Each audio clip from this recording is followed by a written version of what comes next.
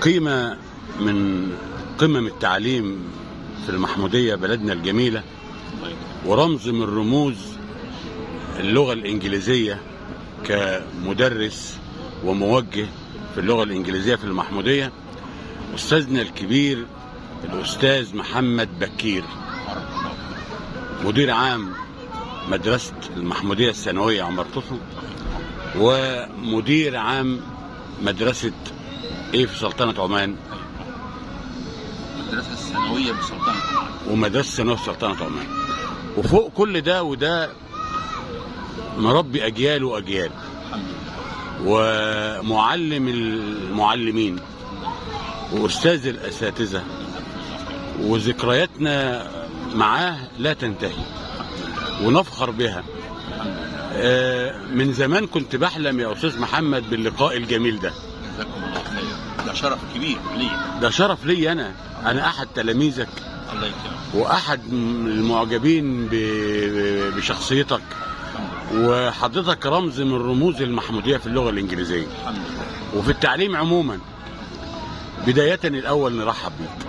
بارك الله فيك، أهلا بيك، وأنا سعيد بهذا اللقاء مع شخصية محترمة، شخصيتك الطيبة. ده أنا اللي سعيد وفخور، الله يكرمك، وتاج على راسي هذا اللقاء الممتع. جزاكم الله خير. بداية كده يا أستاذنا الفاضل، اتفضل. لو سألتك عن التعليم وحبينا نعمل مقارنة بين الزمن الجميل اللي حضرتك كنت فيه والزمن دلوقتي، ورؤيتك ايه في التعليم؟ أيوة. بسم الله الرحمن الرحيم، والصلاة والسلام على سيد المرسلين سيدنا محمد وعلى آله وأصحابه الطيبين الطاهرين.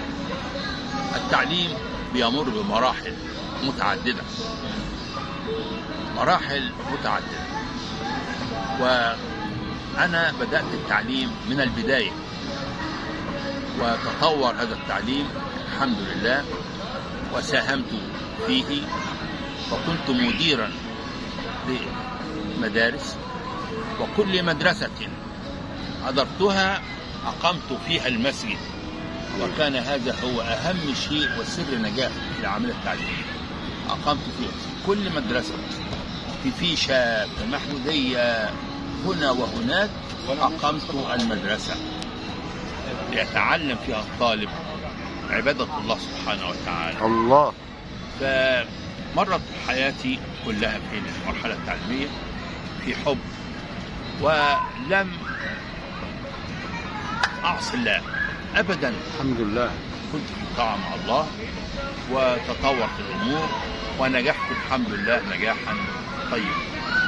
ومن ضمن الأمور اللطيفة اللي أتذكرها أنني كنت دائما كنت ساكن في الدور العلوي في بيتنا، ولما أنزل لوالدتي أقدم لها الفطار وتدعو لي. الله الله. وذهبت إلى المدرسة، وكنت في بداية حياتي الدراسية، وكنا متفقين الأستاذ محمد، يعني هم مجموعة من المدرسين والمدرسين الأوائل والموجودين يبلغوا المدرس إذا حضر أحد الموجودين لزيارة المدرسة. فكنت في مدرسة ثانوي بنين في الدور العلوي ثاني رابع، وإذا بي الموجه داخل علي، والأستاذ محمد المدرس الأول اللغة الإنجليزية، والموجه والناظر كلهم دخلوا علي فجأة. فأنا استغربت، محدش بلغني، دول داخلين ازاي؟ فبدأت أفكر إنها لابد أنها هذه خطة أو تدبير من المدرس الأول، لأن دروس ولاده عندي، أولادي في المدرسة عندي في الدرس، لأن كنت معروف وكنت طبعا محبوب، وما زلت. الحمد لله. فاشتغلت وأنا غير راضي، برد علي الموجه الأستاذ قاسم عمر عليه رحمة الله، قال لي ما شاء الله ما شاء الله، ده أنا لسه هبدأ، I am going to work، ده لسه هبدأ الشغل، قال لي بون حوار ده انت قدمت درس نموذجي. قلت له الله. فانا حطيت ايدي على دماغي وهو طلع واللجنه كلها طلعت، وبعدين بفكر ازاي تم هذا. تذكرت دعاء امي على رحمه الله ابن مبارك انها دعت لي واستجاب الله الدعاء، وكنت في هذا الموقف. فطاعه الوالدين ما في اعظم منها ولا احلى منها. بدعاء الوالدين حققت نجاحا لم يكن مشهورا. فاوصي زملائي كلهم بطاعه الوالدين. الله اكبر الله اكبر. اوصيك واوصي نفسي واوصي كل حبايبي بالعمل، بس بدايه بطاعه الوالدين. الله. طاعه الوالدين هي سر الاسرار، هي سر الاسرار. وبناء على ذلك اخذت امتياز من اول سنه ولم يحدث ذلك في ذلك التعليم. الله. اخذت امتياز والحمد لله ربنا اكرمني كرم كبير.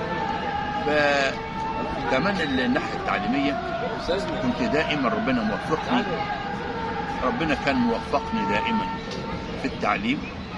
كنت أؤدي الدرس وأحقق النتائج الكويسة بفضل الله سبحانه وتعالى ودعاء الوالدين. الله. تفتكر حد من تلامذتك زمان واصبح له شأن دلوقتي، تتذكر مين من الرموز اللي موجودين اللي انت تفتكرهم وكانوا طلبة عند حضرتك؟ أيوة والله الكثير. طبعا هم أعتقد كثير. معظمهم كان مدرسين عاديين وتم ترقيتهم ثم وصلوا إلى مديرين عموم ووكلاء وزارة، وكل دول من تلامذتي. أتذكر مين ده اللي أنا عاوز إيه أتذكره، لأن اللي عندي الذاكرة مش مظبوطة. ربنا يديك الصح. على قد ما تقدر كده، مفيش اسم كده مسمع عندك؟ والله شوف احنا بنحاول يعني ننشط الذاكرة. ايوه صح. اللهم صل على سيدنا محمد عليه الصلاة والسلام. لانك اللي هتذكرهم او اي حد هتذكره وانت فاكره، اكيد ده هيبقى وسام على صدره، واكيد يعني هيسعد بيه جدا يعني. ايوه صحيح. اللهم صل على سيدنا محمد وعلى اله وصحبه. ومحدش يزعل، انت طبعا اكيد هتنسى ناس كتير. ايوه صحيح. اللهم صل على رسول الله وعلى اله وصحبه. ذكرني انت كده بالشخصيات الموجوده. ما انا ما اقدرش اذكرك. يعني انا بحاول معاك كده في تنشيط الذاكره. من اطباء، من مدرسين، ده كتير، من مهندسين. ايوه بيقابلني اطباء كتير والله اقسم بجلال الله وانا على وضوئي يقبلون يدي وانا احرج. واكيد هم هيسمعوك دلوقتي وهيكتبهم وهيقولوا لك انا كنت احد تلامذتك يا استاذ محمد. يقبلوا يدي وانا احرج، ولكن اكثر من واحد يتكرر هذا. ده انت استاذ، ده انت معلمي، ده ما انت، وهكذا يثني علي الثناء الطيب كثير من الناس. بس الذاكره مش. احنا بنطلب من متابعينا اللي تعلم تحت ايدين استاذنا الفاضل استاذ محمد بكير يذكر ويقول انا كنت احد تلاميذه. اكيد هيكتبوا. ده شرف ليا كبير ان شاء الله. طب نتكلم بقى على التعليم حاليا، مدى رضائك عنه؟ انا غير راضي تماما عن التعليم، غير راضي تماما. التعليم في هبوط لدرجة أن الطلبة حياتها كلها على دروس خصوصية. أيوة. ما بيروحوش مدارس. حتى المدرس النهارده ما عندوش ضمير. الأولاد يلا على الدرس. المدرسة مهمة جدا. ولذلك أنا أدعو المسؤولين عن التعليم أن يتابعوا العملية التعليمية وأن ينشطوا الطلبة لحضور المدارس. It is very very important. مهم جدا ان الطالب يحضر المدرسة ويستمع ويناقش. كنا الأول كان الواحد كده هو مدير المدرسه يمر بس كده، بقى مدرس يطلع بره الفصل. الذهاب للمدرسه في حد ذاته كان نوع من انواع الرقي في التعليم. رقي في التعليم. العالم تحيه الصباح والنشاط اللي كان بيتعمل في بدايه الدراسه والانشطه اللي كانت موجوده مهم جدا. تحيه العلم وزرع الوطنيه في قلب الطالب وهو بيقف الصبح بيقول تحيا جمهوريه مصر العربيه. أيوة. علمتونا، وقفنا قدامكم كتير واحنا طلبه. أيوة. وبنقوله من النشيد الصباحي وبنقول الاخبار وبيطلع من عندنا مواهب كتير جدا حتى في الرياضه قبل ما ندخل الفصل وحضرتك تدخل عليه. ايوه دي حقيقه، حقيقه لا يختلف فيها اثنان ولا يتشحن فيها خصمان، ان التعليم محتاج لتطوير، محتاج يرجع زي زمان خالص. تطوير ورجوعه لزمان. النهارده لا، النهارده التعليم فاشل. التعليم حفظ، لا مدرس بيشتغل ولا حد. التعليم دروس خصوصيه. هيجي حد يقول لك يا استاذ محمد، انا رحت مره بزور احد المعلمين في بيوته في الدرس، والله اقسم بجلال الله وانا متوضئ، عباره عن مدرج لا تستطيع تعرف عدده قد ايه، والسكرتيره قاعده عشان تسجل وتقبض. والمحصله ايه؟ قول له ازاي؟ المحصله حفظ فقط مش فهم. How to make a remedial work for weak students. كيف تعمل عمل علاج للطالب الضعيف الذين ايامور بشتغل. واللي يفهم يفهم، ما يفهمش ما يفهمش. هل ده خير؟ ابدا ابدا. يفهم مدرسين تقبض فلوس. النهارده روح شوف على الدروس الخصوصيه فلان ولا بدون ذكر اسماء، ايه ده؟ اعداد في الشارع، اعداد مهوله، عشان ما فيش مدرسه يا استاذ محمد، عشان ما فيش مدرسه. فادعو الله، ادعو جميع المسؤولين في التربيه والتعليم ان بعوده المدرسه. عاوزهم يراعوا ربنا ويتقوا ربنا ويعملوا بجد واجتهاد حتى يشعر الطالب ويفهم وترجع المدرسه تاني. ترجع المدارس الابتدائيه شغاله والاعداديه شغاله والثانوي شغال.